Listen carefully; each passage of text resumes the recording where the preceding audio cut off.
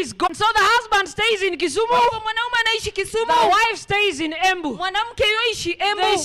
They say we'll see each other after 1 week, every week. Tutaonana baada ya juma. And then one day the wife says, na siku moja mwanamke anasema hivi, I saw some messages in his phone. Niliweza kuona jumbe katika simu. I cannot ask him about it. Mimi sitamuuliza jambo. The last time I asked, wakati wa mwisho nilipouliza, he became hostile. Basi aliweza kuwa mkali. I only asked, who is Sophie? Mimi nilimuuliza tu Sofia ni nani? And he said, which Sophie are you talking about? Akauliza unaongea kuhusu Sofia mgani? What has Sophie done? Sofia amefanya nini? I saw a message in your phone. Basi niliona ujumbe katika simu. Sophie is saying, I miss you so much. Sofia anasema mimi nimekukosa sana. Thank you for the apartment and car you bought me. Asante kwa sababu ya nyumba pamoja na gari. The woman is not supposed to ask. Mwanamke astahili kuuliza. So today Sophie is not Sophie. Kwa hivyo Sofia si Sophie tena. Today Sophie has been saved as Total. Basi Sofia sasa jina limebadilika. Sophie today is saved as Kenol Kobi. Anaitwa Kenol, basi Ruby is Angel. Basi jina limebadilika.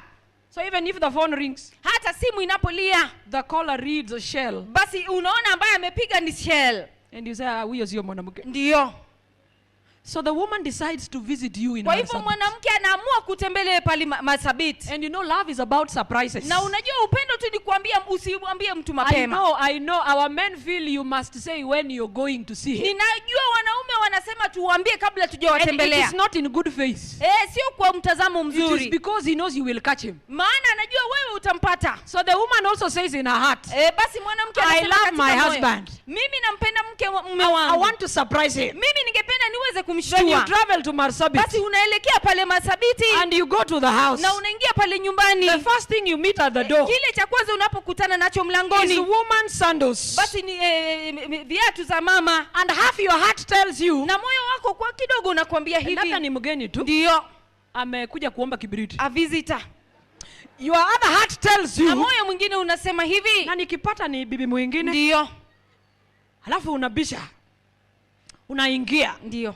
And when you're inside, na unapoingia ndani, you find a woman that is seated, stretched her legs on the table. Unapata mwanamke ameketi amenyosha miguu kwenye meza. And when you ask wewe ni nani? Ndio.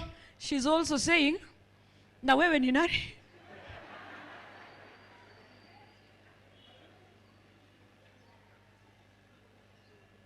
We are both chasing money. Sote tunatakimbiza hela. We have lost our husbands. Tumepoteza waume. We have lost our children. Tumepoteza watoto. In fact, no one is even taking care of the children. Hamna mtu ambaye anatunza watoto. From day one like this. Kutoka siku ya kwanza. You give birth. Unazaa. You stop breastfeeding. Unaacha kunyonyesha. You leave your child. Unaacha mtoto in the hands of a stranger. Katika mikono ya usiyemjua. You come back late in the evening. Basi jioni unarudi nyumbani. There is no single day we are training our children. Hakuna siku moja ambayo wewe unaelimisha watoto. Our children are left to the Sabbath school teacher. Watoto wameletwa katika walimu wa shule ya watoto. And in church they are babysat. Na pale kanisani wanatulizwa tu. Because a teacher cannot teach 50 children. Maana mwalimu hawezi kufunza watoto 50. They are in cradle roll, all of them. Wote wameweka katika kile darasa la kwanza. A parent comes and pushes their 2-year-old, ingia hapo, nitakuja kuchukua. Ingia hapo, ninarudi, bye baby, bye baby. And they go to attend the adult class. Na wanaenda wanajifunza lesoni ya watu wazima. Because your child has not been trained by you. Mtoto wako hajafunzwa na wewe. And carries all your arrogance from your genes. Na beba ukatili wote kutoka chembe zako. So they all meet in the class with one teacher. Na wote wanakutana darasani na mwalimu mmoja. They cannot sit and pay attention. Hata wawezi kutulia wawe makini. Kwamboka is crying on the other side. Kwamboka yualia pale. Kwamboka unalia nini baba? Ndio. Nataka yogurt. Ulikuja nayo mami yako nayo. Anda na mwalimu anang'ang'ana kupoesha Kwamboka. Sokoro anaanza huko. Sokoro ni nini? Ninasikia njaa. And the whole time a teacher babysits children. Na kila mara kazi ya mwalimu inakuwa ni kulea watoto. And we think our children are growing up in the Lord. Na unafikiria kwamba watoto wanakuwa katika Bwana. Because mommy is busy chasing money. Maana mama anashughulika na kukimbiza hela. Mommy was told that today she's empowered. Mama aliambiwa kwamba siku hizi amepata himizo. We are empowering you just in case. Anaambiwa tunakuhimiza ili tu. They are called the just in case marriages. Ya kwamba uende kawa mambo yatatendeka. Unajua wanaume siku hizi wako disappointing. Ndio. Anaweza kukuacha kwa mataa.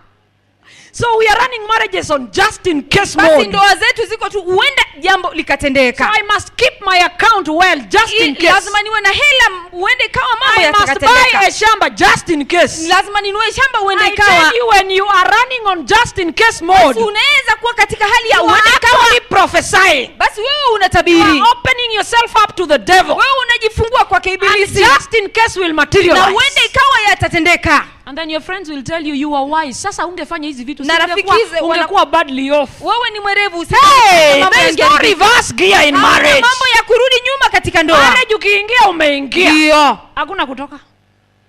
Mtu anataka kuuliza na akiniua.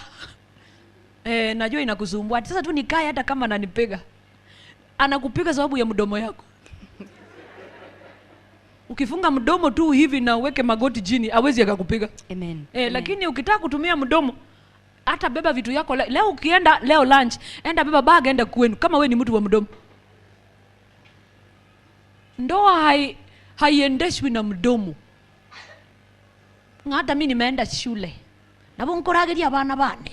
Nitalisha watoto. No soka inki. Hata ukiondoka nini? Musajo moneno kubwate kibande nga inkoira. Mwanaume mkubwa mwenye kipande nitafanya